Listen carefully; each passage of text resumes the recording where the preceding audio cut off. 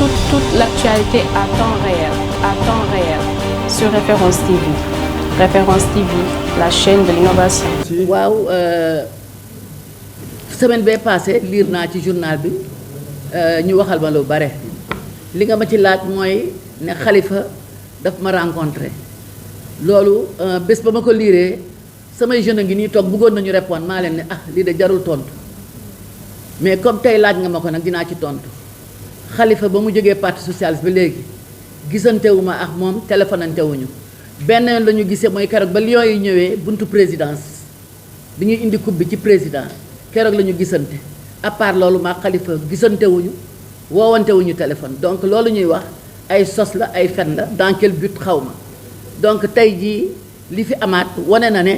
on en veut au parti socialiste on veut créer des problèmes au parti socialiste donc ñun en tout cas li samay nawle yu wax léegi ñun ciment la ñu benn yoon la ñuy tooy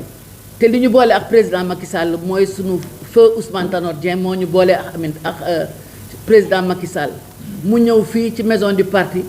ñu dal di ko fal ne mooy ñu dal di ko def ne mooy ñu investir ko ne mooy sunu candidat président de la République donc fii ba 2024 ñoo moom la te rawatina nag président Ousmane Tanor Dieng jóge fi dénk ñu ko donc ñun xamuñu wor lu mu wax la ñu wax lu mu wax ñu ko léegi lañu jóge ci sunu présidente Aminata Mbengue Ndiaye ñun juróomi député yi mu ne bu ñu waxoon ñeneen sax ma xalaat mais yéen juróom ñi gisuma ci kenn koo xam ne warkat la te ñun ñii ñëpp ay doomu parti lañu te man mënuma nekk président mouvement national des femmes topp ci Aminata Mbengue Ndiaye kii nekk notre responsable à Diourbel kii nekk suñu responsable à Nioro kii nekk suñu responsable jeune kii nekk suñu responsable femme à Mbour ñun juróom ñi lan lañuy gis ci Ahmed Aïdara bay bàyyi suñu parti di ko topp yëf yi day am logique sax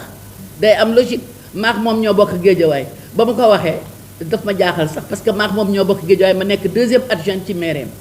te xam na ne man du ma ko topp te defe naa ñun ñi fi toog defe naa mën a alimaane rek la ci xam ñi ci des xamu leen kon naka lay jëlee ñeenti député socialiste di ànd nañu ak moom en tout cas man mii deuxième adjoint itam ca mairie ba mu may wax yaay àndu maax moom te xam na ko te wax naa ko man je suis socialiste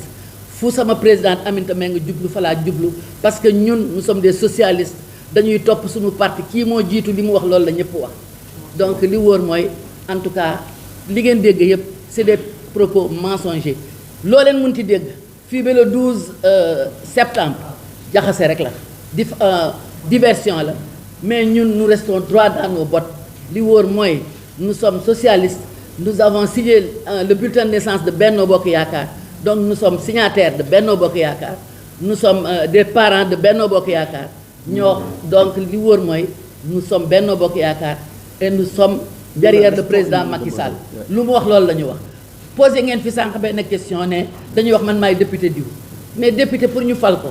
président bu falu day wut majorité parce que assemblée mooy doxal politique am donc président mooy fal mooy tànn ay député par rapport ak parti bi mu bokk wala coalition bi mu bokk ñun ñii fi toog yëpp ci coalition boobu lañ ñu tànnee moom mooy sunu président donc ñun ñii que ñu wax ko député Macky Sall que ñu bañ ko wax député Macky Sall tout comme Yewwi seen liste suppléant ñoo jàll mais ñan ñooy discuter fi mu ne du seeni leader